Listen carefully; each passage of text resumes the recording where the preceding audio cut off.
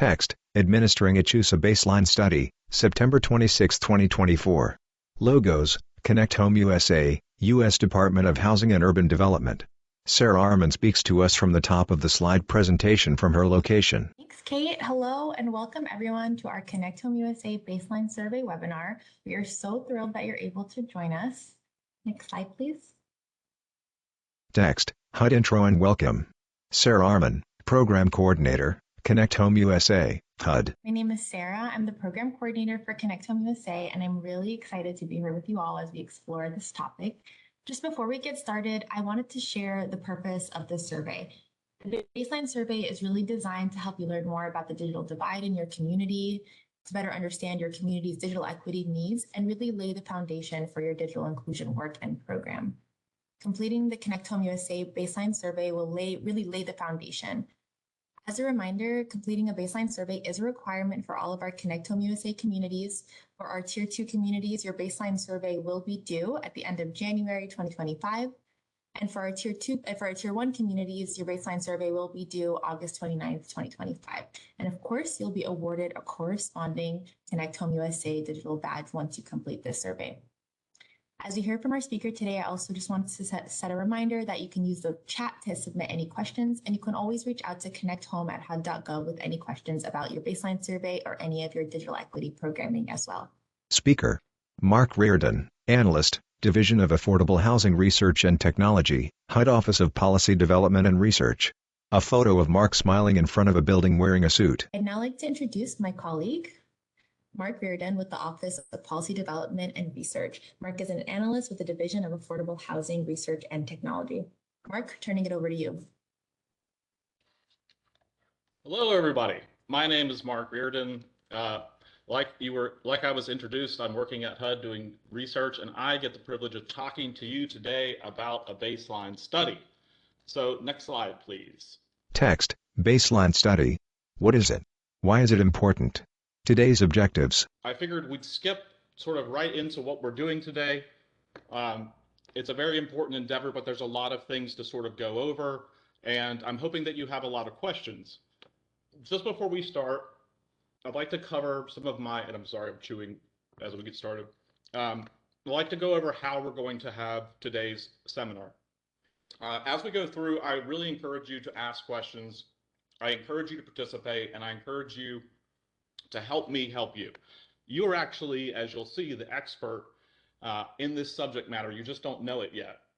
And I'm going to help you set up your baseline survey today so that you get the information that you'd like to get, and that you basically set up the opportunity to follow up this research and measure your whatever it is, the improvement in connectivity, the number of people that are using the internet, or any question that you set up and design.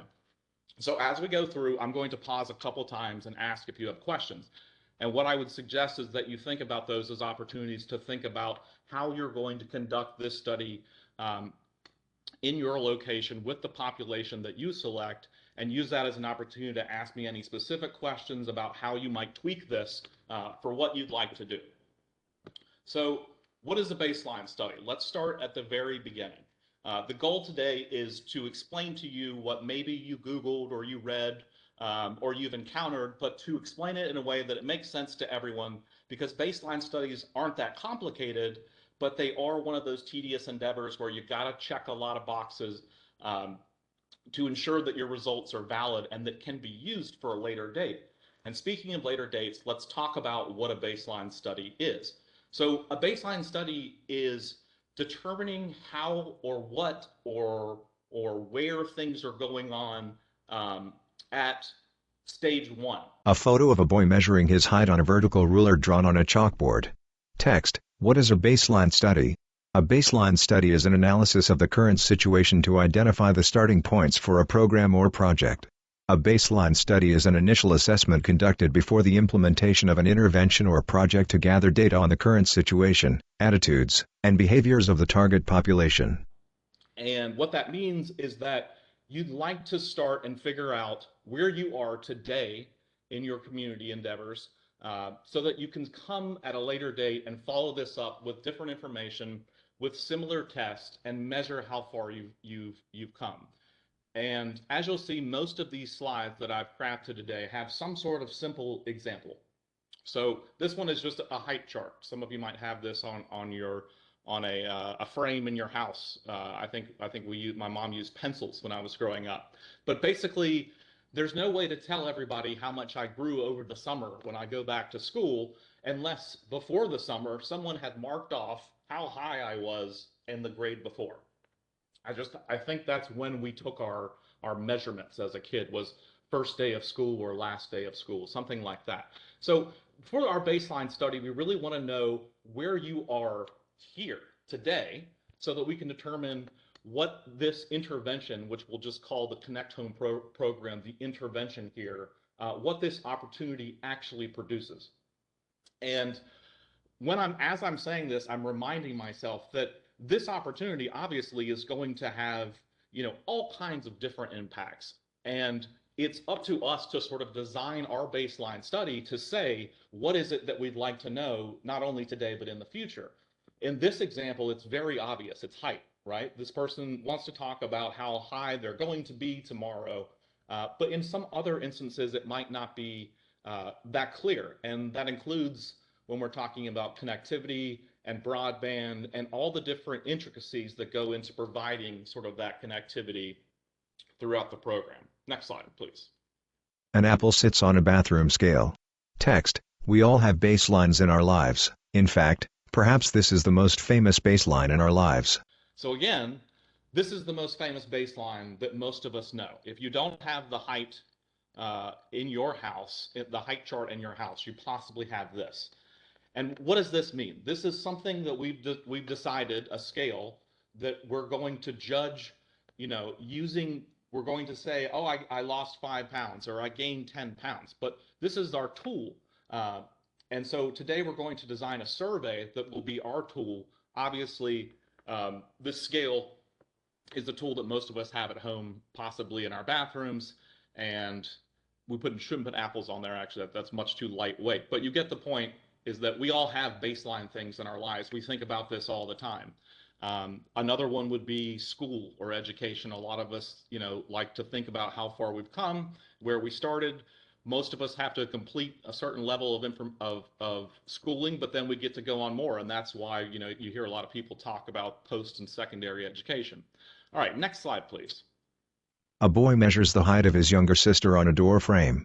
A woman applies face cream. Text: when do we use baselines? Measuring height over a period of time. How tall were they last year? Measuring the effects of a drug. How is their health before the drug? Measuring a new method of reading. What was their reading level at the start? Measuring an acne-reducing skin cream. How much acne before application? So, here's a couple examples of when we're sort of using baselines in our everyday lives. Obviously, we've done the height over a period of time. We might want to measure the effects of a drug. We would have to know, how long this takes. We maybe perhaps want to know how well people are reading or how far they've come when reading. We'd like to know how many, when I was a kid, we did words per minute or reading levels. All of these sort of metrics are based to figure out how well your education, the intervention in that instance, is working, and we're setting those sort of baselines so that we can say, by your 5th grade level, we'd like to see a certain improvement. I think the other example that a lot of us have is some sort of skin cream or acne solution where we want to measure how something started, but let's, to take this another level, we can't say, if someone's skin is absolutely, blemish free, that this acne cream is fantastic if their skin was blemish free already. So coming up with these sort of beginnings and then periodic interventions of measurement sets the table for actually determining how effective something is. And we're going to talk about, in the next couple of slides, a couple complications that sort of make baselines important about the work that we're doing here to set up this initial sort of questions. Next slide, please. A photo of a smiling teacher in a classroom captioned, "Teacher Max A all the time, 3.90. A photo of a woman standing with her arms crossed holding a megaphone captioned, "Teacher Be Grumpy, 2.10. Text: Baseline study examples. We can use baselines to help understand complex issues such as determining college admissions using baselines. For example, I bring home a report card showing a B+. If this B+ is from teacher Max A all the time, perhaps this suggests poor performance. If this B+ is from teacher B Grumpy, perhaps this suggests great performance. So here's a baseline where we're using people every day. Is one of the most complicated, I think, popular ones again is the college. Sometimes we don't know exactly what and how people are conducting their baselines. We don't actually always know the questions that they're asking and how they're determining, but we know that it's taking place. And I think that college is a great example. And the thing that I'm using here is GPA. So when I was in school, a great example is there are always tough teachers, and there are always, I would say, either courses or teachers that are easier. So if you're a college admissions and you're looking at discourse across the baseline, how do you actually determine how well people have done in this subject if we have both teacher Max all the time over here that gives an average of 3.9 out of 4, but then we also have teacher B Grumpy that always gives a low score? I don't know if anybody else had a particular teacher like this in their life, but there was one course and one teacher that if you got a B in that class, I remember this was a huge deal, and no one ever thought about getting an A. And I remember as a kid thinking, well, yeah, but college people don't know this, or admissions counselors don't know about teacher B Grumpy. So how do they know? You know, they just see that I passed this or they passed that. So again, this is one of the things where we're using baselines to sort of understand how far people come, and we have to craft them to the situation. So for instance, in this teacher Be Grumpy, if I tell you that everyone else in the class got a very poor grade, but I got a B, perhaps that puts the context there that explains that my grade was better than most.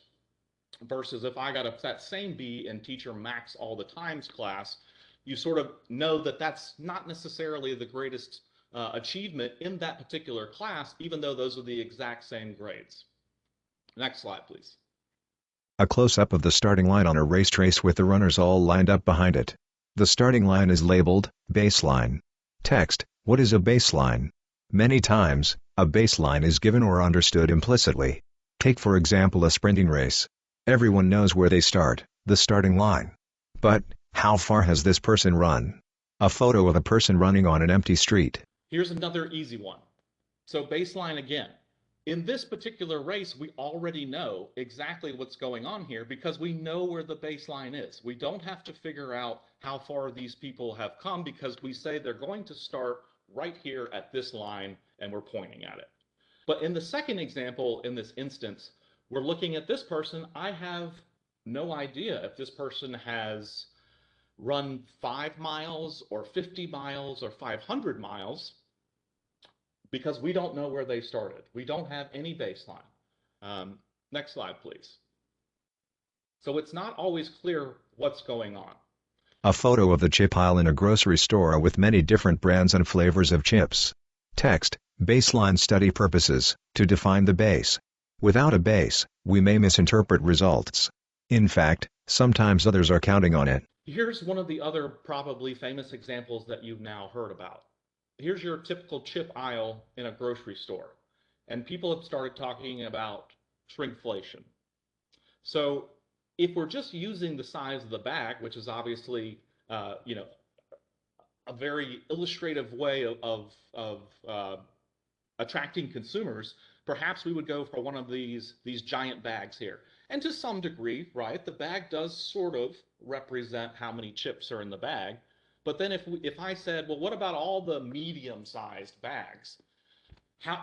What if I just want the most chips ever? Next slide, please. A photo of a Lay's potato chip bag with the bottom 30% of the bag labeled chips and the top 70% of the bag labeled air. Next to it is a collection of 8 other brands of chips, 7 in bags and 1 can of Pringles, each with their percent air listed below.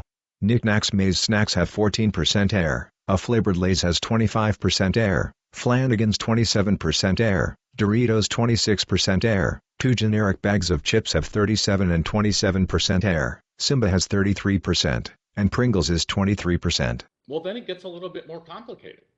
In fact, specifically, if I was to look at these chips, they have very high concentrations of air in this exact same size bag.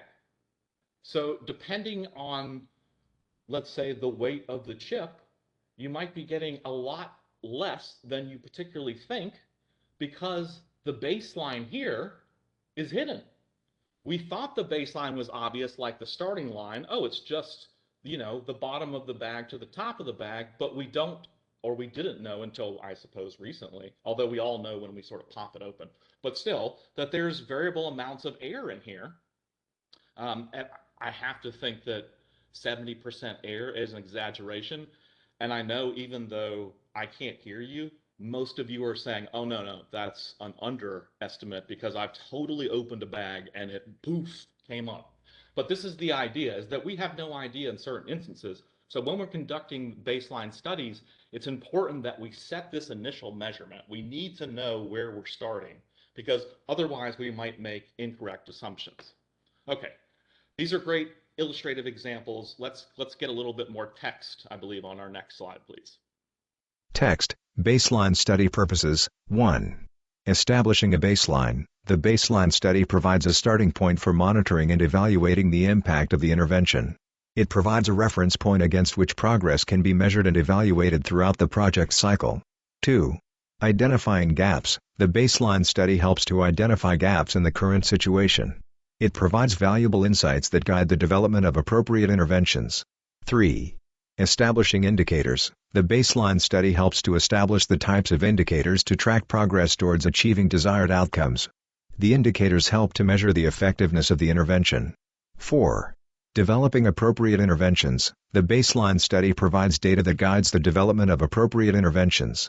It helps to identify the needs of the target population, and it provides insights that guide the development of effective interventions. 5. Measuring impact. The baseline study provides data that is used to measure the impact of the intervention. It helps to identify the changes that occur as a result of the intervention. So you're going to have this presentation, and I don't enjoy reading to people that I am very sure you're capable of reading. So let's just hit the bold highlights here, and we can discuss these. Establishing the baseline. We talked about how this is point 0 or point 1, however you'd like to talk about it.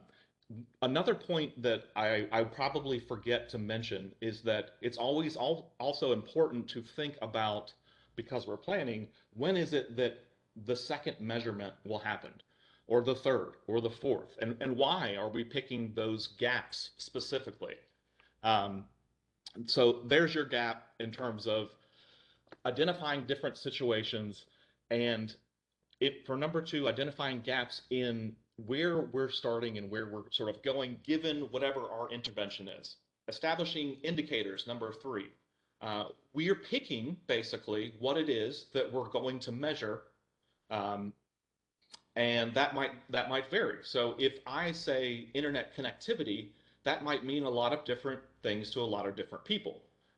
For example, if I ask people if the internet's fast, that means different things to my grandmother than it does to people that are my age, and probably something entirely different to the kid that I tutor in the afternoon, who's not a kid, he's actually a young man, but still, he probably needs 5 times as much bandwidth as I do. So we need to establish the correct indicators to think about what it is that we're measuring and how we're going to measure it. Develop appropriate interventions. So this is just something that, again, we have to determine what it is that we're using and what's becoming effective. So if we say more people are happy with their connectivity, what exactly does that mean when you're providing internet? Does that mean that the internet is faster? Does that mean that the devices they're using are more capable of receiving high speeds? So we need to understand which specific interventions are causing the effects that we're observing or that we hope to observe in anticipation of our next measurement, because that's what we need to know when we're developing our questions. But again, these are all sort of choices that we're making up front. All right, next slide. A photo of a man shouting into a megaphone. Text, baseline steps. 1. Define the objectives. 2. Define the scope. 3. Develop data collection tools. 4. Collect data. 5. Analyze data. 6. Interpret findings. 7. Develop recommendations. 8. Implement feedback. 9. Repeat with new baseline. So these are the steps that I would encourage you to kind of keep in your back pocket. So mentioning your back pocket reminds me that we have some resources for you. I am going to be one of them because I'm going to be available to answer questions that you might have beyond the scope of this presentation and also after this presentation immediately. There are two handouts that we're going to provide to you today. One is an overview of the steps and some tips for conducting your baseline study, and the second is an Excel spreadsheet that has some tools for analysis. We'll go over it later, but we're going to, I believe, put a link in the chat so that you can access these two documents now, and then we'll have them on the program page or the class page afterwards where you can access these. But if you'd like to go ahead and check those out, feel free to browse as we go along, but they're not needed for right now. But the baseline steps, we just kind of went over this, so I'm not going to spend a lot of time on there, but you're basically defining, again, what it is that you want to study. You're defining how you're going to collect this data, the tools that you're going to use. You're going to collect and then analyze that data. You're going to interpret what that data says, put context around the data. You're going to draw conclusions from the data. Most importantly, then you're going to evaluate yourself and the research and figure out what it is that you need to do differently, perhaps, and then you're going to repeat. And then your second, let's say that you evaluate at the end of this program your progress. Well, that's the second iteration of this particular study. But it's also a new baseline, right? Because then in the future, you can measure against this new baseline and the initial baseline. Next slide, please. Back to ConnectHomeUSA. To measure the success of this program, we must start by understanding the current situation. This is our starting point, or point A. In the future at a specified time, we will again seek to understand the current situation, just as above, and we will call that point B. The measurement would then be the distance between these 2 points, space C. A flow chart begins with the word baseline on the left. An arrow points from baseline to the right to a map with a red pushpin in it labeled A. A blue line connects A to another map with a pushpin labeled B to the right. The blue line is labeled C. So here we're going through just, again, two different things here. Is the A and the B and the baseline. So to determine how far between two distances, we're just determining where it is that we're going to start. In this instance, B is going to, let's say B is after your program interventions, and C is what we're going to determine. We're going to figure out this distance. But today we're going to focus on basically A, the design, and then how you're going to collect the data once you design it. All right, next slide. Text, baseline study steps. Identify, who are we talking about? Sample, develop a sample of who we are talking about. Design, construct a survey, what do we want to know? Collect, get that data, objectively. Analyze, what just happened? Where are we? Improve, draw conclusions, make recommendations. Repeat, implement changes and continue. The first letter of each step is highlighted, I, S, D, C, A, I. Are they used to make a new sentence? I steal dark chocolate and individual Reese's. So I tried to think of something easy to come up with for the names of the steps, because identify, sample, design, collect, analyze, improve, repeat. It's something that as I'm doing or making these slides, I kept this on the side so that I kind of keep structure with myself. So let's just think about this as a checklist of the items that you're going to need to do during a baseline study. And let's start from the top. So again, identify who we're talking about. So for this particular study, are we talking about a small population, like the number of people in a single building?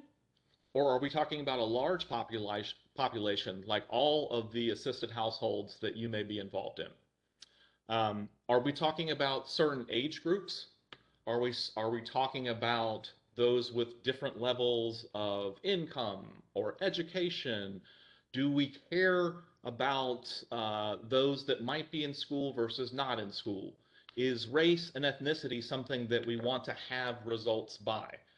These are all important things to think about, because this is how we're going to develop our sample, which is who we're talking about. And what sampling is simply finding the correct number of people to accurately represent the larger population that we're interested in. So if we can't talk to everybody, how many people should we talk to so that we can say, well, I heard this result, and this result is in general what everyone else agrees with? Or did I hear one result and everyone else feels completely different? So we need to find out sort of our sample size. But after that, we go back to the survey. Okay, we've got the people, we got the who, and then we've set up how we're going to approach the who with our sample. But what is it that we really want to know from these people? Again, with this particular endeavor, it gets particularly tricky, because we are not just talking about how fast things are, we're talking about perhaps why things are fast or slow. We're talking about perhaps how people are using the internet. And we're trying to figure out things like what are the main advantages of having sort of connectivity. When we're collecting the data, we'll get to this part, it's very important that we remain objective. And to summarize what that means in a nutshell is we want everyone to feel like this is the same question and that they understand the responses, so that they give similar, so that all people know that the question was presented to them the same, because like we know, things like body language or the way that I might phrase something determine how people react to questions. And there's all sorts of different degrees or levels of consideration there. And we're going to get into a couple of those, like I mentioned the voice, dress is another one, and then also who the data collection person is also important. So for instance, if you're, let's just say, if you're an administrative figure, a figure of authority, and you're asking people to give their objective opinion, if our baseline is how well they like you, they might give you certain responses that aren't necessarily accurate. We all have instances like that. So what we're trying to do is we're trying to avoid any sort of bias, any sort of impact on how people objectively answer these questions. And a lot of that has to do with how we're designing the questions, and then how we're, I'm going to say, collecting the data or getting those responses. Then we move on and we analyze exactly what we found. So we'll do our tallies, we'll do our summations, and we're going to make that very easy for you here today. It's not super complicated, and we're also providing 2 tools that will do it for you. And one of them is Google.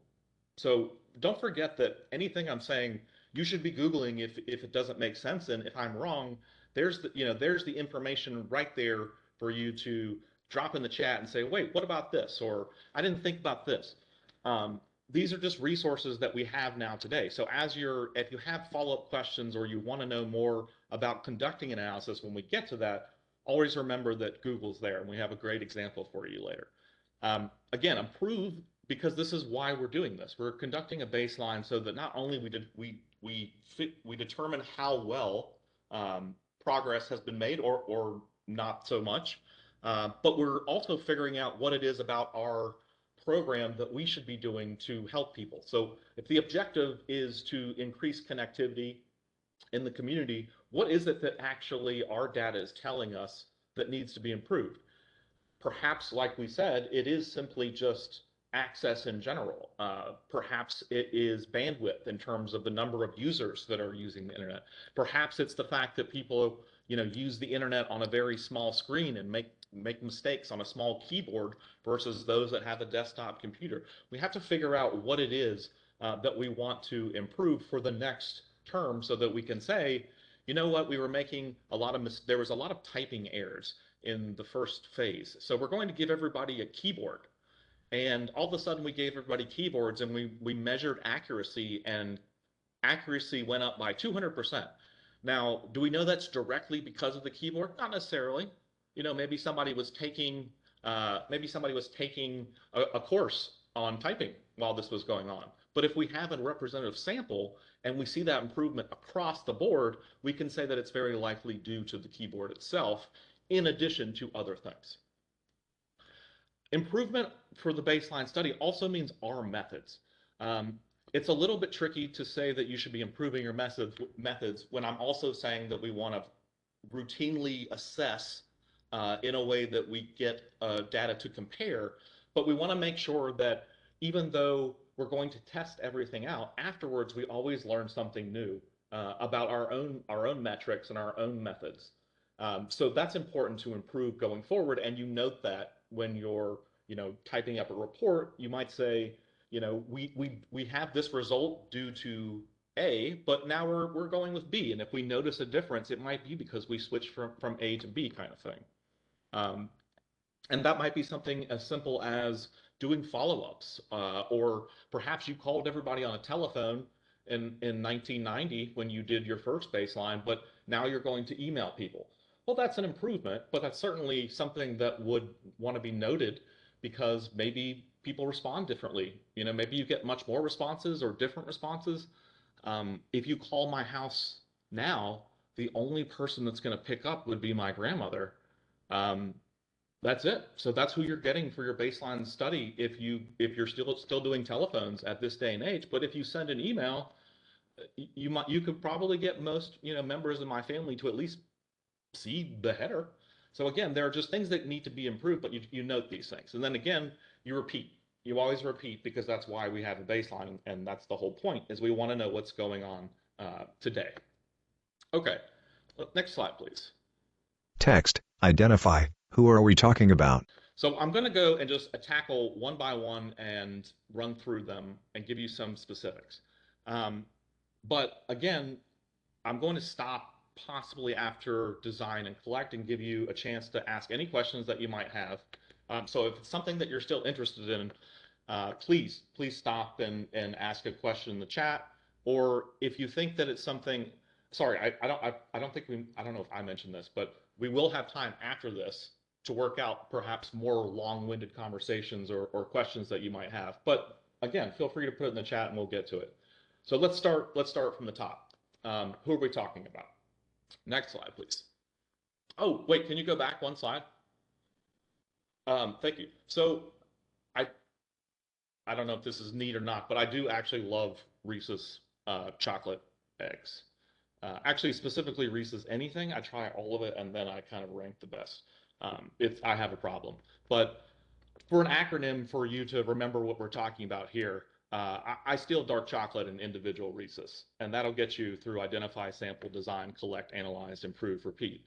And if you're a Reese's fan like me, we got a big holiday coming up, so just there we go. I steal dark chocolate and individual Reese's. So if you ever need something in your back pocket, that's how we're going to remember that. All right, next slide. Let's go do identify. A flying DeLorean. Text, identify. Identify the people you are considering. This could be everyone who potentially receives internet. This could also be smaller groups such as senior citizens, or children. There can be multiple selections of various size groups. In fact, sometimes more helps. You can always disregard or not use data, however you can never redo a data collection. You can only collect a second time, and there may be a difference. Okay, so identifying who it is that we're talking about.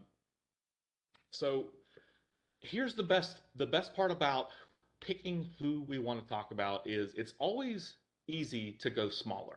So what I mean by this is, let's say that you initially say, I'd like to talk to everybody, and we develop a sample and we can't get everybody for some reason. Well, when you were developing a sample for everybody or in trying to include everyone, you inevitably got a lot of people. So you're capturing different groups within that large sample. But who are we talking about today? My brother just had a child. Do you want to know about his opinion? He's about a couple weeks old, but he'll tell you about how connectivity is going in his best way.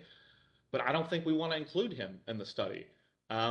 We might want to differentiate between children because some kids are going to school and some aren't. Some are heavy into the internet. Let's say, I think that my 7-year-old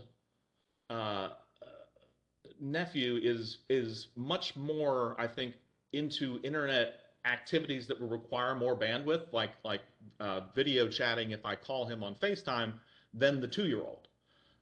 But they watch things nonetheless. So who exactly are we talking about? We might want to talk about, for instance, when we talk about kids, we might want to talk about school-age children. And we want to think about sort of descriptives like this. So these are the categories that we'll be using. But who are we talking about? And what are some of the categories that we sort of have of interest? So not just who are these people, but how are we identifying them? Would we like to talk about different groups like senior citizens versus children? Or are we just interested in people under or over 50? So these are different categories that we can come up. Again, we go large, we can go small, but thinking about who we're going to be talking to is sort of the very first step. All right, next slide. Sample. Develop a sample of who we are talking about. So next is the sample, and I think that sampling it seems difficult to people, but it's not. So we're going to develop a sample of who we're talking about. So we got the idea of who it is. Let's just say everybody in my development, and my development has 10 buildings. So that's a lot of people, but that's basically who I'd like to talk about. And I'm going to chop off anybody below school age kids. So I'm actually really only interested in everybody in the development over, I don't know, 5 maybe is a good number. And I'm not going to cap it because my grandmother watches things on her iPad all the time and she would be offended. So she's using the internet and at the exact same time. So I don't really have any reason to cap it at the top. But again, you might say, I don't have any reason to cap it at the bottom. But these are things to know because it gives us context. If we see that there's more connectivity, satisfaction in one household, and we look into some of the data that we gathered, if we picked age as a category to gather, we might say, oh, well, look, that's a young household, or perhaps that's a household with only one person versus this other household that reported being very unsatisfied. That's 5 people in that household. And I can understand why things get, oh, I see here that they had 3 school-age children. That sounds like a broadband nightmare, because everybody's fighting for traffic and screen times all the time. So again, this gives us context about the data that we're going to collect, because otherwise it's indiscernible from the larger population. Okay, so let's skip on to what a sample is and how we're going to get it. A smiling photo of a woman with gray hair. A photo of someone wearing a VR headset and using a game controller. Text, identify/sample. The population you selected will have different people, and we like this because it gives us different perspectives. However, my grandmother thinks all internet is super fast. She could be right sometimes, but her super fast could be my nightmare. We must account for this, and other differences too. When one group dominates your sample is biased. You can't ask people drinking Coke to rate how good Pepsi is. This is the best example that I actually come up with. And I think everybody has this in their household. Fast to my grandma thinks everything's super fast. I think it's because, before we had, she thinks everything's super fast because fast to her used to be mail that came within a week. And we have email now. This, I would be mind blown as well. So everything is super fast to grandma. But another part to think about when we're thinking about groups within our sample is who individually we're looking at in terms of their taste or their preferences. Now, for instance, at the bottom, if we were setting up a baseline study to determine how well Coke has improved on their new flavor, or how popular a new version of Pepsi is, we probably want to ask people beforehand if they were a Coke or a Pepsi person, because that would influence our results tremendously. But in that specific example, we thought, oh yeah, we're testing new Cokes. It makes sense to ask if people are into Coke or into Pepsi for this example. So for our broadband example, what does it make sense to ask people to avoid having a bias? Perhaps, let's say, for example, you pick to do a sample from your population, but that particular sample is everybody in a building that just got brand new fiber optic internet cable for free. Well, then you're going to come back and say, my baseline study said everybody is over the moon about internet. And I'm going to say, well, is that for your whole development? Who is that for? And I'm going to say, well, no, it's that one building. Okay, well, what about everybody else there? Is that representative of them? The answer is no. So we don't really know about everyone that we would like to know about in that instance, but because we picked to sample the incorrect group in that instance, with an extreme sort of bias towards what represents everything overall. So I think when we talk about samples, it's important to notice or to know that we're talking about a sample and a population. And next slide, please. Sampling. Let's say you have selected your public housing residents, and you have another smaller group of interest also, children between 5 to 18. To avoid biases, we calculate what's known as a sample. Scientists have determined the correct number of people needed to represent the larger group of interest, and you can just Google to use an online sample size calculator if you know a few details. Sample size calculator, https://www.calculator.net/sample-size-calculator.html. So here's a more relevant example for us. So we're interested in groups perhaps between 5 and 18. We want to make sure that we have a sample so that we can determine exactly how many people we need to represent whatever it is that we're taking. So I took before, I think I said anyone over 5 of all of the developments, which means that's everybody. So to figure out a sample, let's say that's 1,000 people.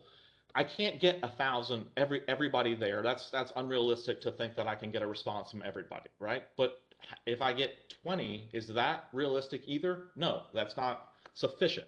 So without getting too technical, I've put 2 links in this chat that were the first things that came up when I Googled sample size calculator, and it's fantastic and it's free, and that's the address right there. I'm just going to stop so that everybody can either just Google it or see it. You don't need to click it now. I'm going to show you on the very next screen.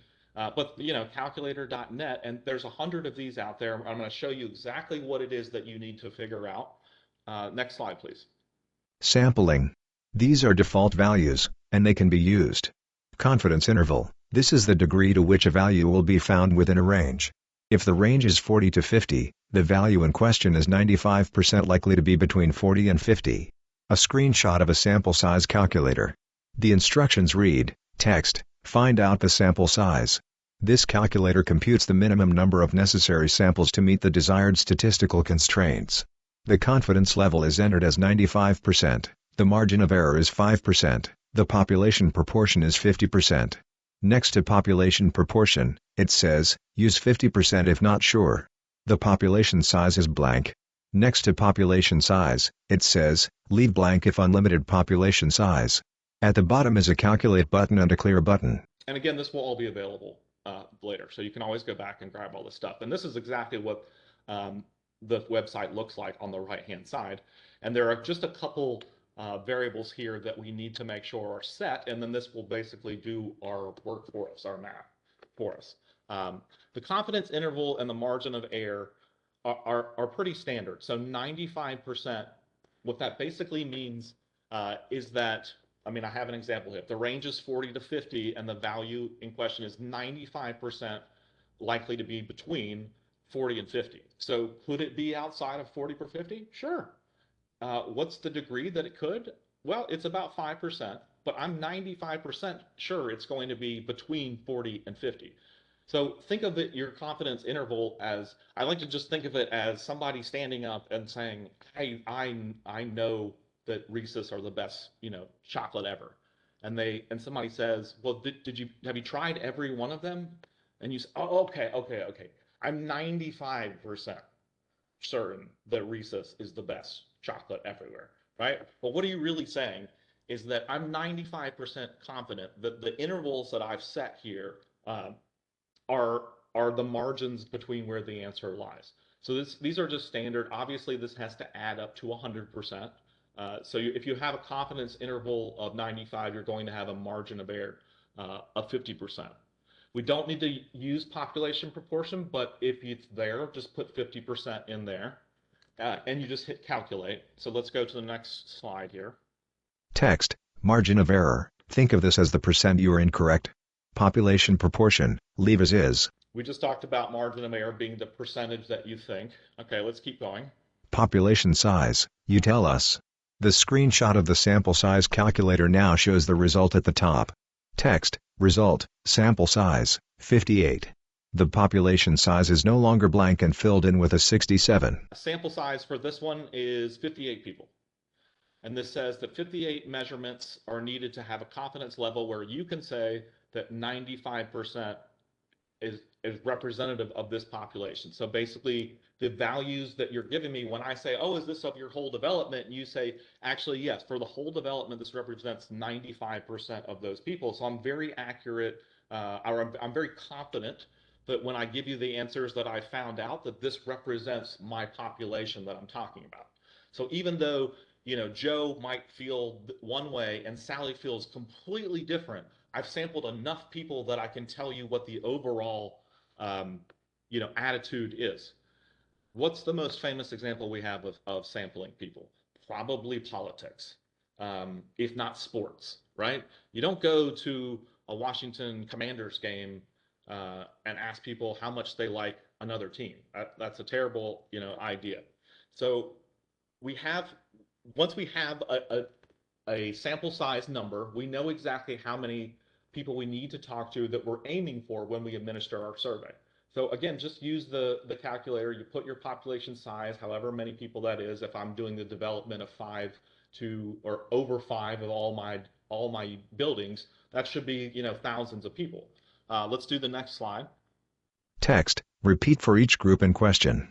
The original calculator is shown with the sample size result of 58 and the population size of 67. Text, number of children 5 to 18, 67. Sample, 58. Another calculator is shown with a result of sample size 146 and a population size of 234. Text, number of people in PHAs, 234. Sample, 146. But there are different sample sizes here, right? So for 95 of 60, so for this total population of 67 kids in this example here, I actually need to talk to 58 of them, which seems like a lot, right, for 67, but it's because 67 is such a small number. If there were only 10 people that determined the answer to something, we definitely want to talk to all 10 of them. It wouldn't be fair for us to make any other observation without talking to everyone. But if the number is 1,000, or as in below, if it's 234, well, then 146 is sufficient. And again, without getting too technical, it's easy just to use one of these calculators to figure this out. And this will tell you exactly sort of what sample that you want. Okay, let's keep going. Text, design, construct a survey. What do we want to know? All right, let's talk about designing the survey. I'm going to go quickly through. No, I'm not. I'm lying. We're going to take our time here. There's a couple of slides that I'm going to stop and I'm going to allow questions for here. So when we're designing a survey, we got to think about what we know. We determined who we're talking to, so what is it that we'd like to know? We already discussed what connectivity might mean to other people, but we're really after determining the variables that we're interested in measuring here. So before with the height thing, we knew it was height. Well, when we were racing, we knew we wanted to measure from this to this and how quickly someone would get from A to B. What is it that we'd like to know about the Connect Home program? I went over your playbook. The Connect Home playbook seems like an awesome resource that has most of what I'm saying. I even copied some of it, I think. So I would encourage you to review that in terms of some of the questions that you might be interested in asking. There's some great advice there, but let's go on to the next couple slides and talk about a couple here. A man talks to someone on his laptop screen. Text, design, tool selection. Consider your audience. What is familiar/easiest? Surveys, paper, electronic, phone, live, handed in, interviews, virtual or in person, focus group discussions, combination of these methods.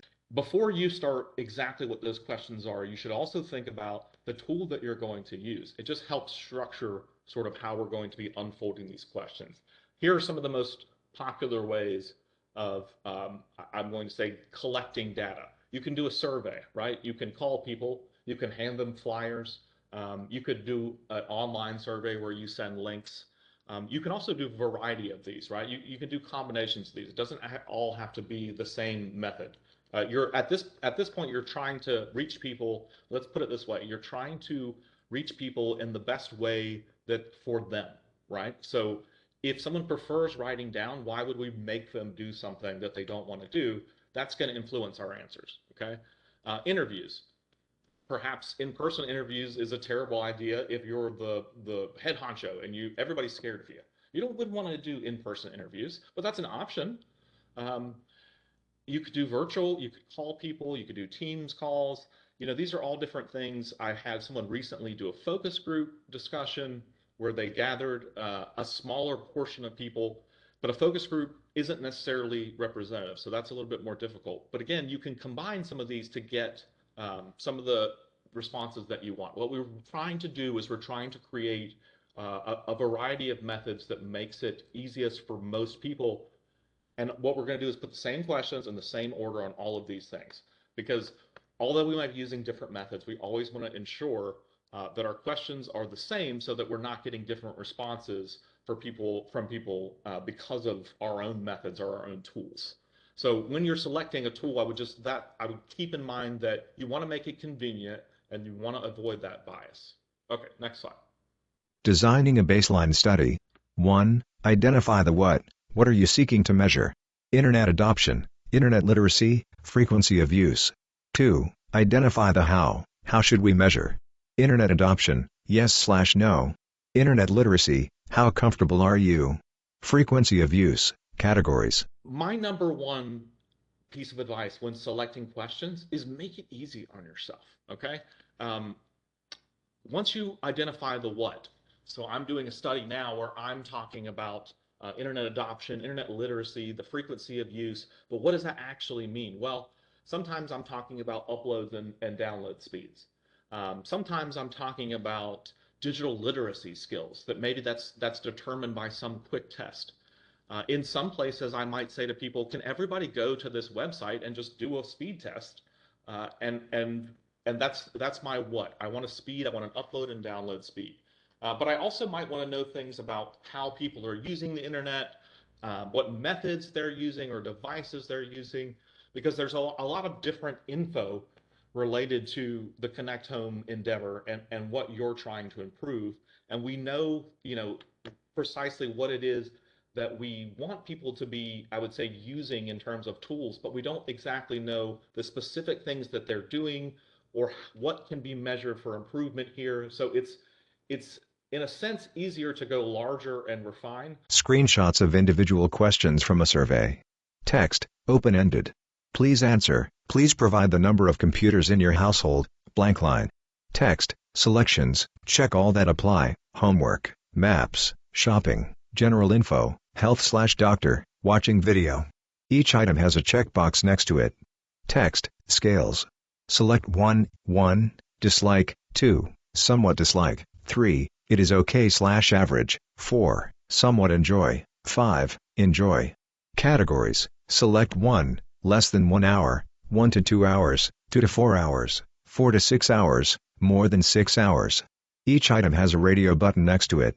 But if you look at all of these different types of questions that I've designed here, I'm making it very easy on myself. So for instance, if I'm using scales, I've got 1, 2, 3, 4, 5 there, and a very easy thing for people to read and understand. For selections, it's the same sort of thing. It's very clear and delineated between the different selections. Categories gives people something on the right. It gives them an idea, okay, so less than an hour seems to be on one extreme, more than 6 hours, and then it gives you an idea for people to not have to, let's say you ask, how often are you watching videos? Oh, I watched 6 YouTube videos and that's 20. No, you make it easy by saying about 1 to 2 hours so they don't need to pinpoint that exact amount of time, because in a sense, we don't really want to know exactly how many YouTube videos we want. We just want to know how long they're engaged in something. So again, using the hours in this instance would make sense. And then sometimes it's just easier to use an open-ended question, which again is sort of the hardest way for you to follow up on.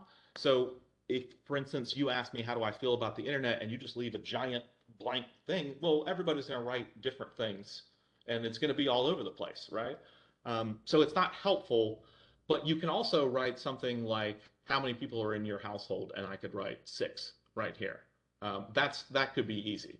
You could write, you could switch that into a categorical question below and say, how many people are in your household? And it could be, none, 1 to 2, 2 to 4, 4 to 6, however you feel is easiest for you.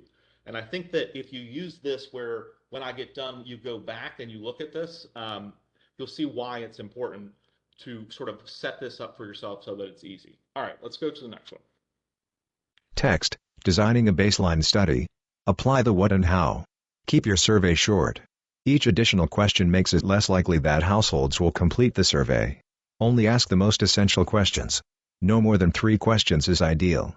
Ask whether households have high-speed internet access at home. Make it clear that having only a smartphone data plan does not count as high-speed internet access at home. Make the survey and questions as easy as possible to understand. Questions must be clearly worded, specific, and leave little room for ambiguity. Include relevant definitions, with precise, easy-to-understand language.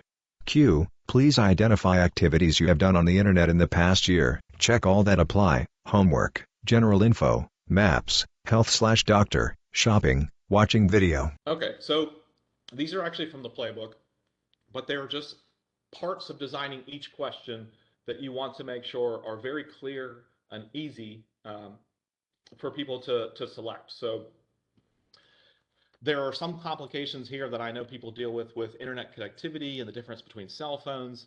But these are some of the things that I'm thinking about in terms of baseline studies that you might want to take into account. And for me in my research, one of the biggest issues that I deal with is explaining exactly what I mean by broadband internet, because everybody has a cell phone. Most people use Wi-Fi and cellular connections, and that isn't necessarily the results that I'm after when I talk about broadband. So I have to say, can you turn off your, can you put your phone in airplane mode, turn on Wi-Fi, and then run this speed test? Because we're really trying to make people understand that what we're asking them when we're asking about broadband internet isn't the cellular, but some of this stuff is going to have to be clarified. Okay, next slide. Example questions. Create questions that make sense to those you will survey. 1. Not including your cell phone or cellular connections, do you have internet connectivity in your home such as wired or wireless internet access? Yes or no checkboxes. Text. 2. If you have connectivity, how fast is your current internet connectivity, on average? Check 1. 1. Very slow, cannot use. 2. Slow. 3. Average/usable. 4. Fast. 5. Very fast. 3. How many people are in your household? Short blank line. 4. How many children aged 5 to 18 are in your household? Short blank line. 5. To the best of your ability, please describe how you connect to the internet. Long blank line. So I've used a couple example questions for you. Again, you can come back and check these out as you please, but this is a very quick survey, right? It's 5 questions. There are a couple open-ended responses here. Yes, you will. Of course you will. I'll demand it for you.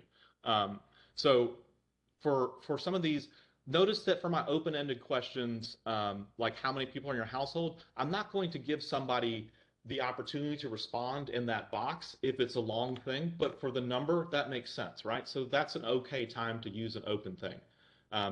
But again, having yes and no, 1, 2, 3, 4, it's called a Likert scale, but it just gives people a very easy way to look at your question and go, okay, so how fast is your current connectivity? Okay, it makes sense. I even put here, check 1. So let's go to the next slide. I'm actually going to point out a couple things here. Question design. Example single question survey. Okay, let's take this question. Do you currently have access to high-speed internet on a computer or tablet in your home? The question is labeled to the side. State clearly. Well, this could mean a lot of things to a lot of people, but I'm trying to very clearly state exactly what I'm after here. I might even explain in a little blurb what it is that I mean with more context, but I wouldn't do that as part of the question. You see how the question in bold is very short. Now, if I have to put something in there, I might put something like this, high speed. What is high speed exactly? Text, high-speed internet allows you to quickly view web pages, download large email attachments, and watch live videos. Examples of high-speed internet at home include a cable internet subscription or wireless internet available inside your home. This paragraph is labeled to the side. Explain if needed in multiple ways if necessary. I also always provide examples in the way that people might understand it. Let's see, clarifying answers. Text, answer no if you do not have high-speed internet in your home or only access internet using a smartphone or a dial-up connection. This sentence is labeled to the side. Clarify answers.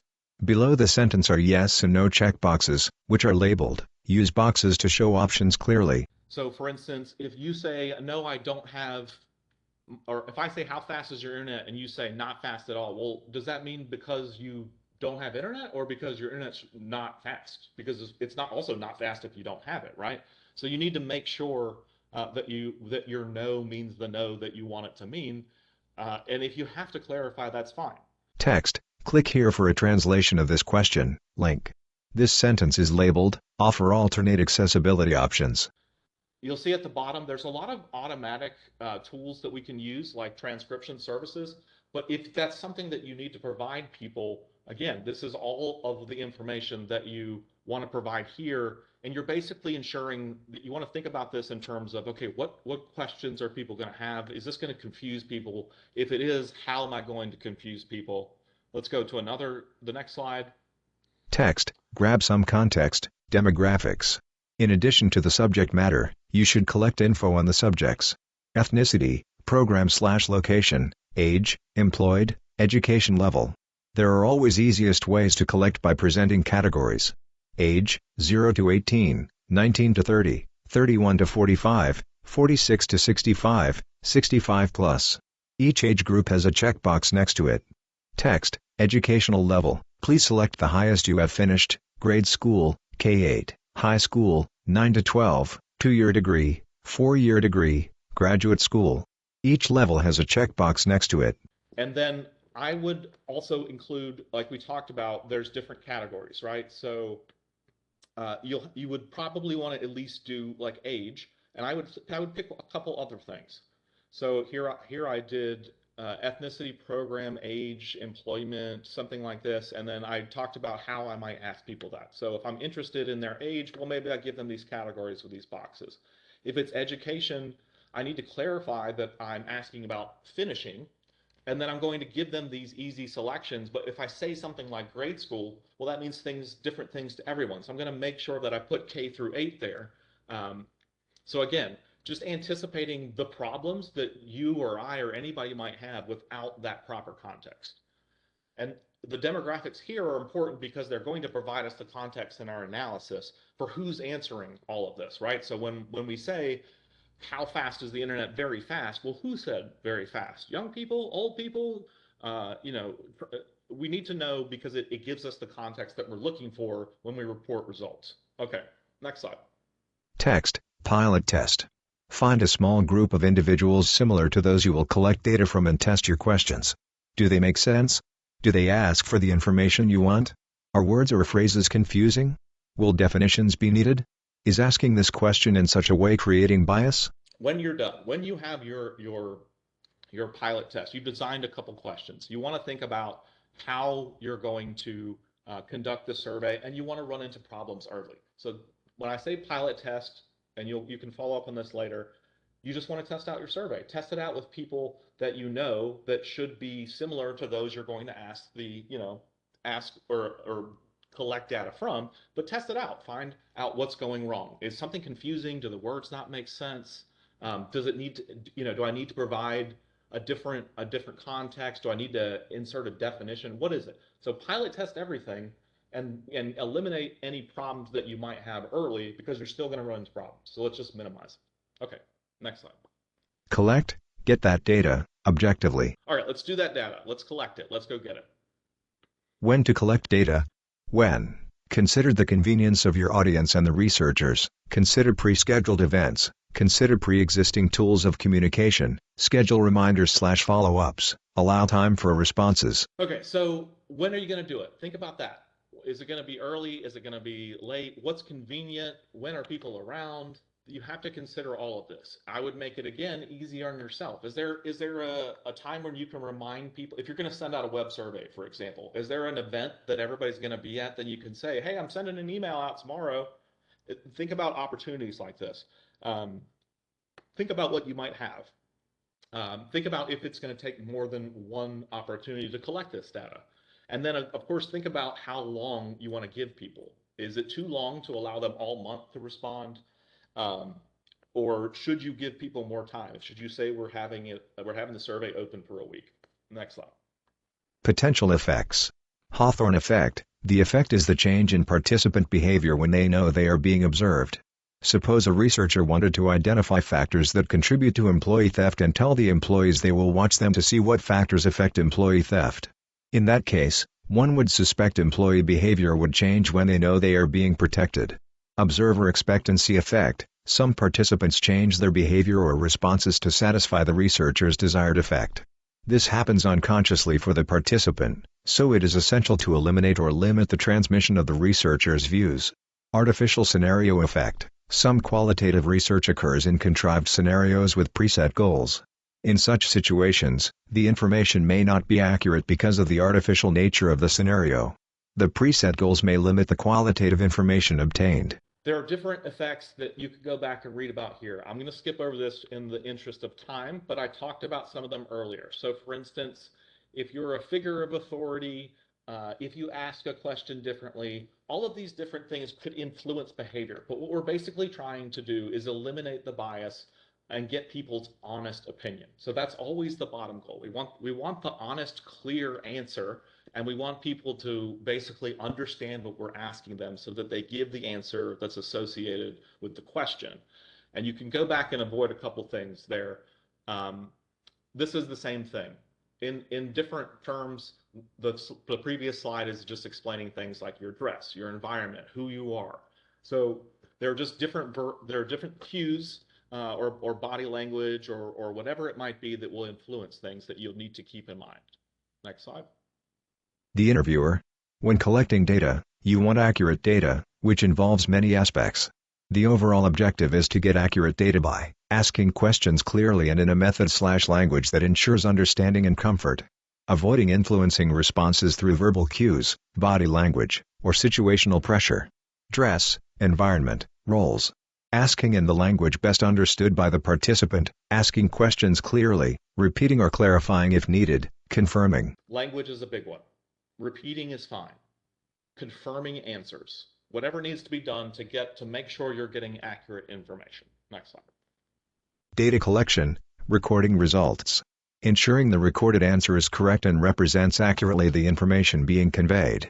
Backup data collection, recording. Double-checking before leaving subject. Follow-up if needed. A graphic of a checklist with all the boxes checked. Make sure that when you're recording answers, you have a backup. Is somebody taping your interview? Are you making sure that when you collect things on a checklist, that paper is, not going to disappear the next day? I would always keep backups, and it's easier to clarify or to ask a follow-up question if necessary right then when you're collecting the data. It's harder to go back and say, oh, we didn't understand, what you really meant by this answer. So if you need to follow up then when you're collecting the data, because you can do it later, but you might get a different response. Next slide. Text, analyze. What just happened? Where are we? Okay, analyze. So we're getting sort of to the top of the hour, and it's actually, we're kind of close to the end, but I'm going to take my time here. Now, I sent you an Excel book. The Excel book is going to help you because you can plug and play. And if you want to open it up while I'm talking, feel free. But I'm also going to show you a couple slides. So let's talk about analysis. Analyze, quantitative. The methods and instruments selected in part determine options for analysis of the collected data. A screenshot of the question from the survey, text, select 1, very low, 2, medium low, 3, average, 4, medium high, 5, very high. A bar graph titled Satisfaction of Connectivity on the right shows the information detailed in the list on the left. Text, total responses, 267. Total 1, 33. Total 2, 65. Total 3, 148. Total 4, 16. Total 5, 5. So you went and you got this data. You recorded it. Maybe you used iPads, maybe you used sheets of paper, but you've tallied it all up. And you've got all these different questions and you made them, whatever category it was. And so you're taking your totals here. The book that I sent you, if you want to just put the numbers in, like I just put in, 1, 2, 3 here, it's going to generate different tallies for you. Now, when you're doing an analysis with your data, when you're doing things like satisfaction, right? This is kind of weird, but just follow me here. You can't do things like averages because when I say how the average response for satisfaction might be slightly different when I say it's in the middle. Like, what does in the middle really realize? So what you do in this section is you're going to compare the different categories of responses to one another on what, let's say, like 100% scale, which is basically what this is showing you here.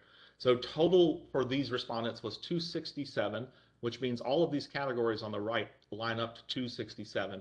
But we're just basically mapping this out so that we can make observations here. It doesn't have to be more complicated than this. In this instance, all we have to say is, wow, it really looks like the word of the day is average, because 148 people gave us average, and the next closest response was medium low, which means not only do most people find it to be average, but if they're not finding it to be average, they're finding it to be lower than average. In fact, they seem to be dissatisfied or reporting very low here altogether. These are simple forms of analysis that you don't need to go further than, because this is the baseline that you're looking at today. You only have one sort of set of information on your current baseline, right? So at some later date, you'll have a second period and you can say, oh, look how very low changed from 33 to something else. But today you have where we are today. You have the starting line. This tells us that currently 33% of people are reporting very low connectivity. If you're looking at this presentation thinking, hey, Mark, what about those that don't have any connectivity? Where are they on the bar chart? Then you get super gold stars for this, because they would probably fall in the very low category, but that isn't what we're after, right? So if I only ask people sort of how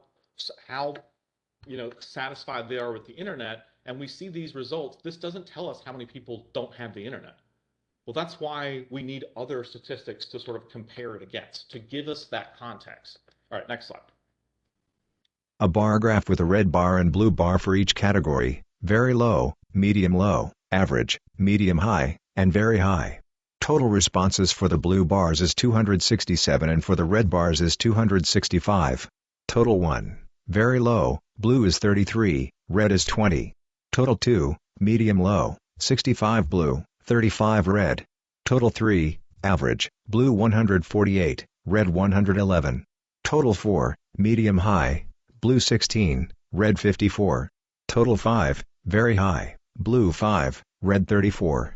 So the first thing I'm going to talk about is how it's going to look. This is the baseline study. This is the follow-up study. You're not doing the follow-up study. You're just doing the blue column, okay?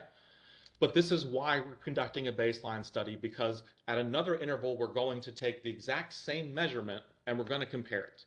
And hopefully, I just jotted these things down. This is not real. But hopefully it does show some wonderful improvements. And you'll be able to visually represent these the same way that I did, because that's exactly what that Excel book is. So it's plug and play, and it will create, I think there's 4 bar charts that it just automatically creates in different ways, because another side of conducting a baseline study is telling people what this data means, and part of that story is actually visualizing it and explaining to people in the best way that suits like the audience, basically. So in this, a comparative bar chart is probably the best, just because it's very easy to see here that not only in the blue was the first time, right? So that's all our numbers. Let's see in the second one, well, there's still a lot of average responses, but it looks like the negatives have really shifted to a positive. We got a lot less in the medium low category. We got much more in the very high category.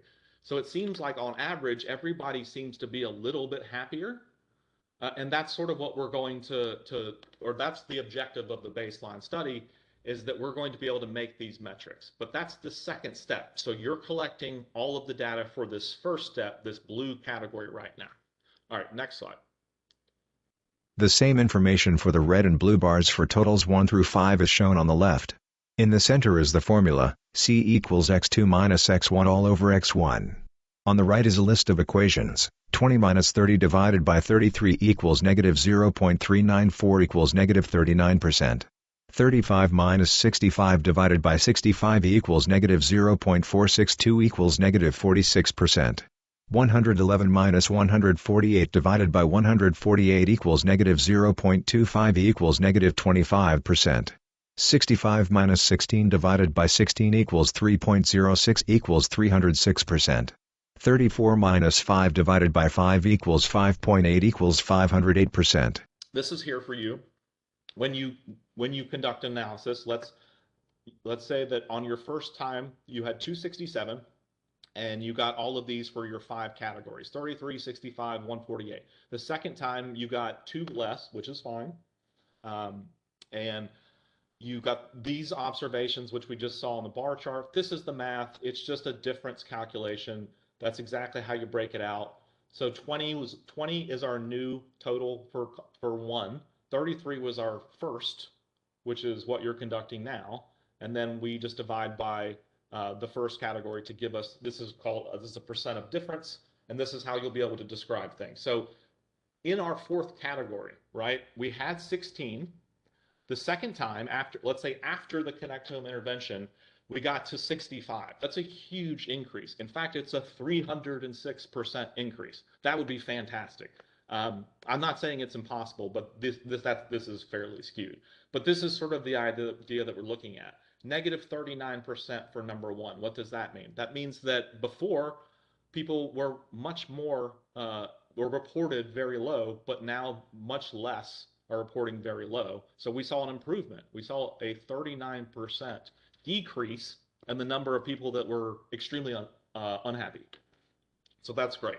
So these are the sort of calculations that you'll be doing. Again, the bar chart is going to do it for you. In fact, next slide.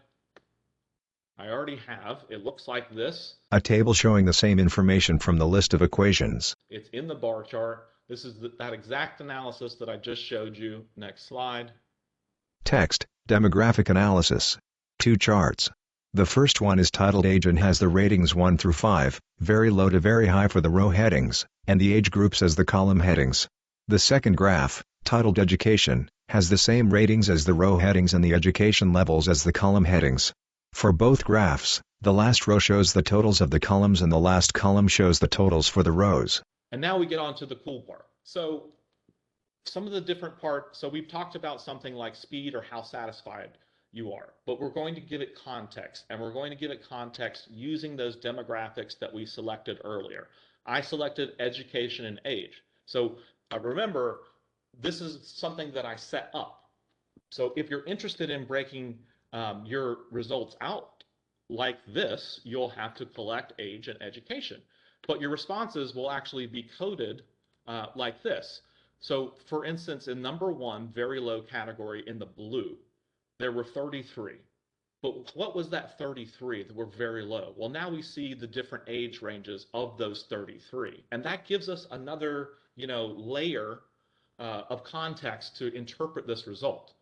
It also gives us a layer when we compare it later. But again, this is like more of a breakout.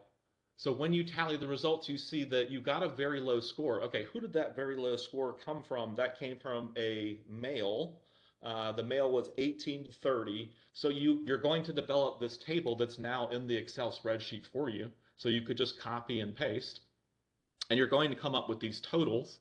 There's a check column because 267 was the total number of participants that I told you were in the sample. So obviously all of your answers are always going to add up to 267 if you've got everybody to reply to these questions. So you check them. So for instance, sorry. Let's go to the next slide just because you're going to see what this looks like graphically. Okay. A bar chart with a bar for each age group. Each bar is divided into color-coded sections, blue for very low, red for low, gray for average, orange for high, and light blue for very high. Okay. So the same sort of graphics for education, for age. Here it breaks out the lows and the very lows. So again, this is how you can present the data to tell more of the story, and it's in the Excel sheet. But what does this tell us? Let's look at this. All right, let's look at the 0 to 18. That means the kids that are in school are by majority reporting average. They're not very happy. There's very few in the very high category. It seems like they're fairly in the lower to the medium category. But what this chart actually shows us is that it actually seems like the same number of people in the low category, in the orange category, it's about consistent throughout all of these ages. So people are reporting low scores, and it's not just young kids, and it's not just old people. It's not anything. It's the same among all of these groups. So all of the low scores were across the board.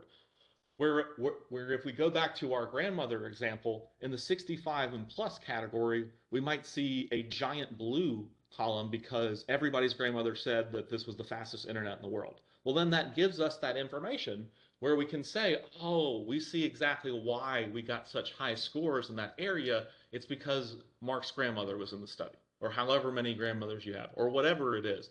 Maybe it's young people that are unhappy with the YouTube. Maybe it's teenagers trying to do schoolwork. I'm in the 31 to 45 age range. I don't know what I do. But anyway, it gives you the context to your internet data. Next slide. A bar chart with 4 separate bars for each category of very low, low, average, high, and very high. The blue bars represent no ed, the red bars represent some ed, the gray bars represent college, and the orange bars represent college plus. Again, this is the exact same in a different context. This was the education one, right? So of the average, what were these education levels? What does this actually tell us? So if there was a story here, for instance, in the very high category, it looks like all education levels are basically saying that this is that they were happy. There's no level that's missing in the very high category. Whereas in the average category, it looks like the most of those people that were answering are in the some education or in the college educated. So what does this tell us about our data? Well, we don't necessarily know. This is just telling us what the breakout in the scores are, and that's what will set the stage for the second set of the baseline study, is that we can keep going further and further down to determining what it is that's influencing these scores by collecting this sort of data and looking at responses and saying, in the very low category, we happen to have a lot of young people, a lot of old people. In the very low category, we happen to have X. And so maybe next time when we have when we provide something, maybe we look at that population and say, what is it that's really making the internet or making your experience with internet connectivity so low? And we talk to that group. And maybe that's one age group, maybe that's people that are employed or not employed, whatever it is, it gives you an idea of where your results are and helps you tell that next story. Okay, that's all for quantitative data. 1, 2, 3, 4, 5. Analyze, qualitative. Qualitative analysis can be done using a variety of methods. We can use simple approaches to estimate and analyze our data. Thematic development, what general themes reoccur in responses. Keyword/phrase usage, are particular phrases or keywords repeated often? Sentiment documentation, were responses more positive or negative? Qualitative data analysis software, CAQDAS, Atlas.di, NVivo. But what if you really wanted to know how people feel and you had a focus group where you talked to different people or you asked them open-ended responses? Well, that's a little bit more tricky because you don't have the simplicity of saying, I collected 44 ones and 55 twos. So there are a couple popular pieces of software that will do this for you at the bottom where I have some names that you would Google. But what you're doing is you're developing themes in qualitative data analysis. Now, if this is something that you particularly want to know more about or get into, I'm more than happy to follow up with you outside of this, because There's a lot of integral things for analyzing sort of qualitative feedback, but in the main ways are themes and keywords, and then overall sentiment. So perhaps you say, I kept talking to people about connectivity and they just kept mentioning that that every video stutters. Okay, so that's a current theme. And then in your analysis, you might say, okay, so stuttering video, that's probably attributed to low download speeds, but they're just telling me that this is a general theme that keeps reoccurring. So when you report your results, you would say respondents keep mentioning that, video or streaming in general is slow. Respondents in the very low category, might have said that this is the reason why they gave this score. So going back and developing themes can help you when you're just listening to conversations. If you have these sort of responses, whether it's a written open-ended response or if you actually talk to someone and conducted an interview, developing sort of these patterns of the keywords or themes is how you bring those results to light. And it's not, I would say it's a little less firm analytically, right, than the qualitative results.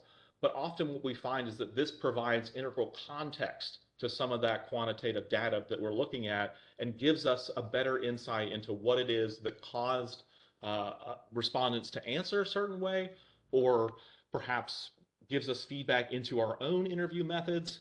But it gives us more I would say, opportunities to understand the data that we've collected. And again, there's different levels of how far you can go into this analysis. All right, next slide. Improve, draw conclusions, make recommendations. So this is the wrap up here. You're going to improve and you're going to draw conclusions. You've got all this data. It's telling you something, but what exactly should we do about this? Recommendations, implementation.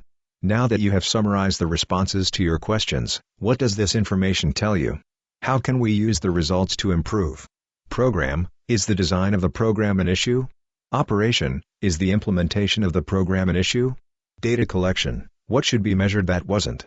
What has changed so that the baseline may not be relevant? What were the strengths and weaknesses of your chosen methods? And there's three sort of issues here that I'm talking about. Is it a program issue? Is there something that was wrong with the program that we can report that needs to be improved? Is it the operation? Is the program, like, let's say, well, the idea is fine of providing connectivity opportunities, but the way that we were told to implement it was a problem. So perhaps people will say, well, you gave us devices, but we didn't get better internet until the end, and we would have preferred internet first and devices second. Is it the way that you're implementing your intervention, whatever it is? And then also, what about your own data collection? So with your recommendations, implementation, what is it that you should have done differently that could get you better responses that are a little bit better? And then what is next? Well, that's repeating. Next slide, please. Repeat, implement changes and continue. We're going to put those changes in, we're going to document them, and we're going to continue. What is next? For the best estimate of progress, we should evaluate during regular intervals and note their differences.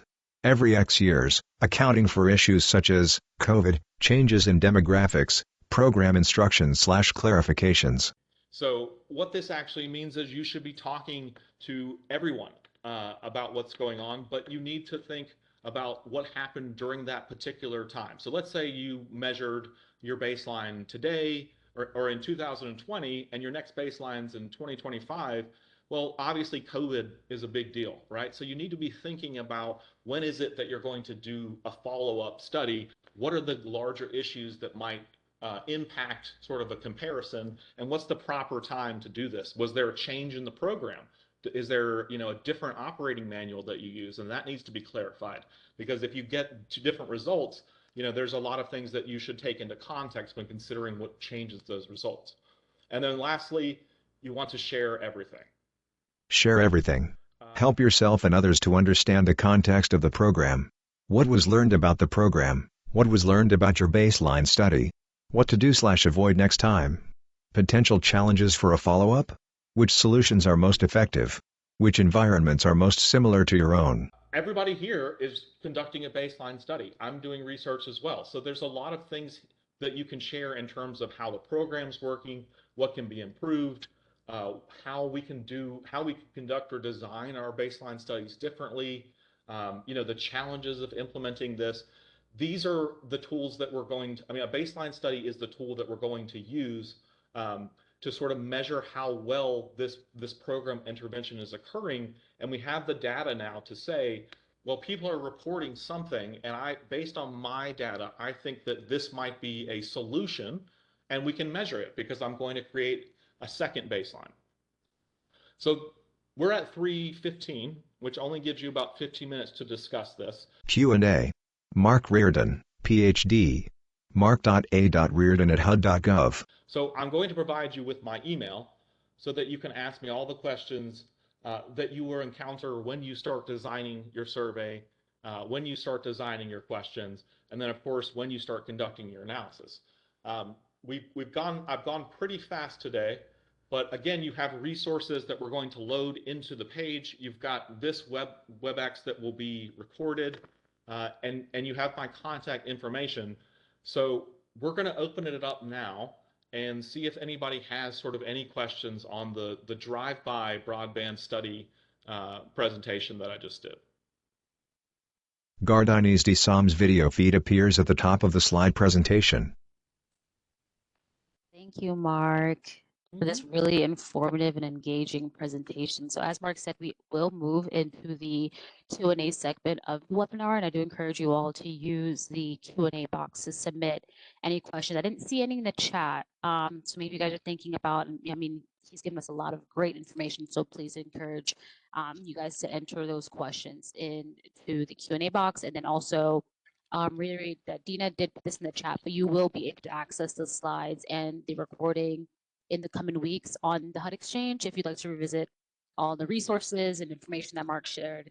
Really, really great stuff. So let's jump right in. Let me see if I see anything. And also too, yes, Mark, thanks for saying that. So if there's any slide you want to go back to and revisit, and also I encourage you, if you have some time, if you have a specific maybe example of a baseline study you have done that maybe you want to know, like what could you have done better? I'm sure Mark would love to get into ways that you can improve on the studies that you guys may have done. So thank you.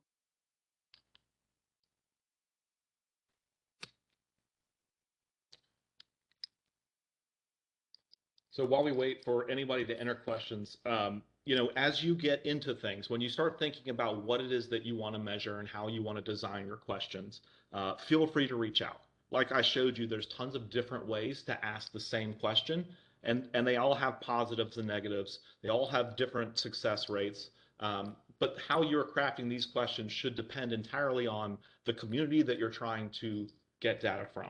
You want to make everything, again, as accessible to anyone, whether that's a language issue, whether that's any barrier, you're trying to get that objective data from people. And so question design comes in terms of simplicity, in terms of clarification. And if you run into something like that when you're designing your questions and you're trying to think, well, how should I actually define what speed is? Do I need open-ended categories? Should I let them respond? You have to think about, not only the information that you're going to get, but how you're going to analyze it, and you're trying to make life easier on yourself while keeping things objective so that you get the same response from everyone. So it's tricky to keep all these things in your head sort of as you're going through and designing your baseline study. But that's why you have the Connect Home community here, because everybody else is struggling too, and we can all help each other. And so feel free to use myself or anyone really here as a resource to ask those questions as you get into the thick of it, because like everything in life, we think we know everything, and then we start and we run into all sorts of complications, and so we're here for you. And I appreciate everyone taking the time to join us. This was a quick flyby sort of presentation, and I'm sure that there are probably tons of things that need to be followed up on.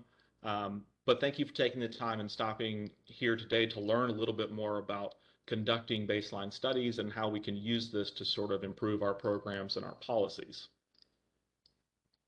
I see Josh has a hand up, but I don't think presenters can speak. But Josh, if you want to just put that question in the chat here or whatever you want to know, I think we can address it that way. Thank you. Sarah Arman. Thanks, Gardini. Mark, I actually did have a question that we've been hearing a lot from the Connect Home USA community. So while Josh might be typing or getting ready to share, I did want to ask, we hear a lot from residents that they are experiencing like survey fatigue, that people don't want to fill out surveys. This is not the only HUD program that requires surveys, that our communities have numerous other grants that require community needs assessments and other surveys. So could you talk a little bit about survey fatigue, how to navigate that in our communities, and what are ways that we can combine different questions from all the different surveys and assessments that we need to do? Thank you. Of course. Excellent question. No one likes taking surveys, and yet we use them all the time.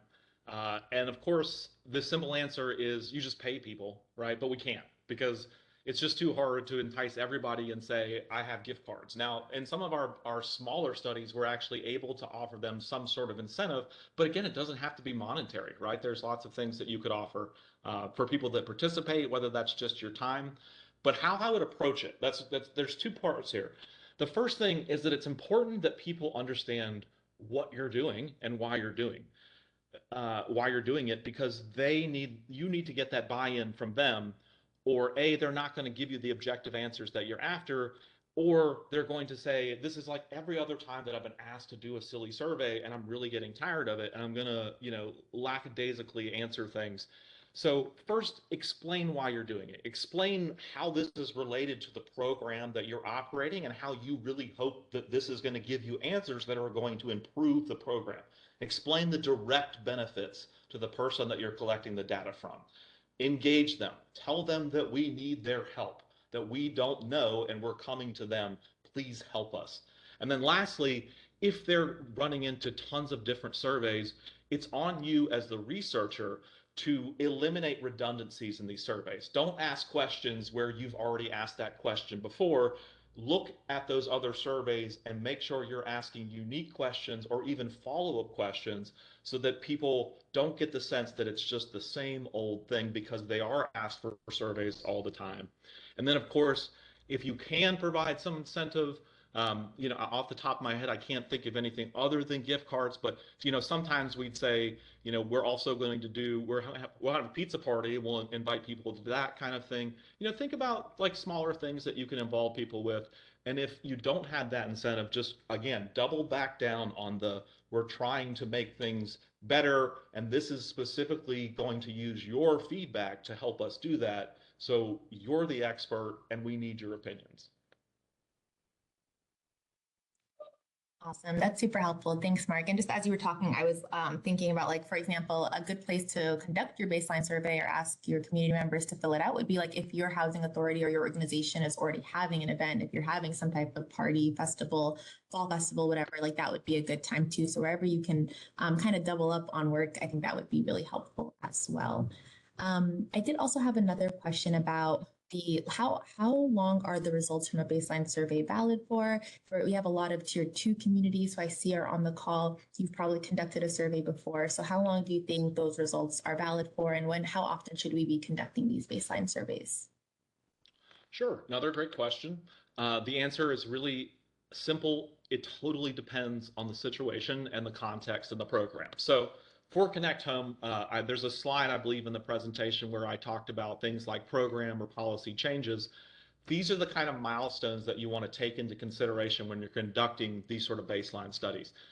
Let's go back to the height example where I said that I think my mother did at the end of every school year, or the start of every other school year. Setting times like this makes sense in terms of the growth of a human being. But what does that mean in terms of connectivity? Well, if you had, let's say, a major intervention, right? Let's say everybody got free internet all of a sudden. Well, these are the sort of the things that you would say, okay, it seems like this is the appropriate time to conduct a follow-up baseline study.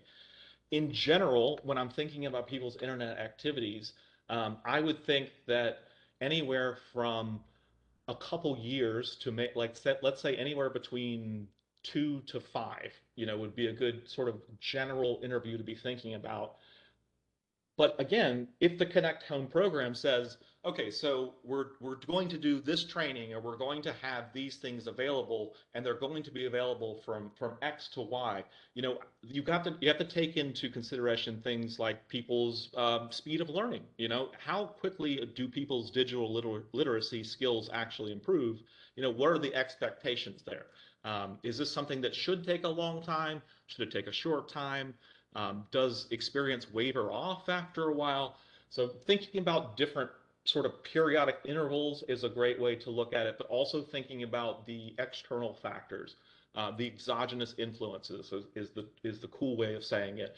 But basically things like program changes or major events that have occurred that would impact your data, that would give you different responses. Think of those as the opportunities for you to collect new data and find out what's currently sort of going on.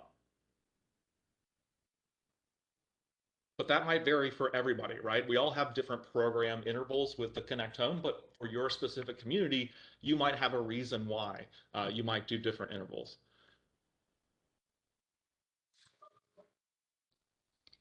Super helpful. Thanks, Mark. And then I did have one last question. In one of your slides, you mentioned that like if you had a 95% confidence level, like that would be ideal. If you have less than 95% responses, does that mean your survey is not quality, or is there a range that we could kind of think through in terms of collecting responses? So in general, to say that something is, the easy answer is that 95 is the accepted standard, and that's on the low end. So it actually goes 95, 97.5, and like 99. So 95 is actually a low threshold, but let's say that, for instance, you sampled a couple times and you just couldn't get the number that you think you're supposed to get. Well, then it's important to figure out what sample size you did get. So while it might not be representative of the larger population, perhaps you can say it's very close to being representative.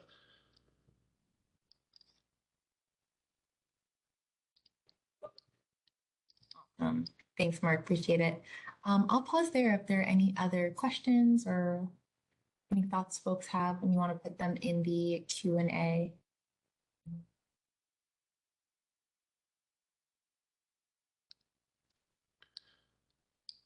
I had as you're talking, Mark, I was thinking about the example from earlier, you comparing those who, drink Coke and not ask them about like, Pepsi products, right?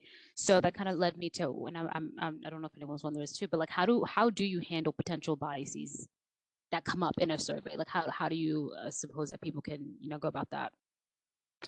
So, great question. So there are a couple ways that you can sort of reduce or eliminate them, but as a researcher, you also want to document.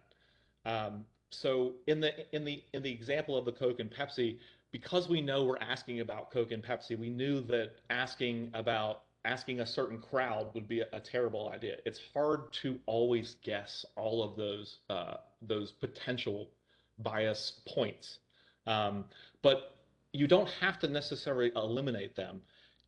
You need to document them, right? So yes, you should be doing different things like trying to make sure that your survey is representative, um, by determining what the different groups that you'd like to talk to is. Just like we said, okay, we like to talk to Coke people about Coke improvement.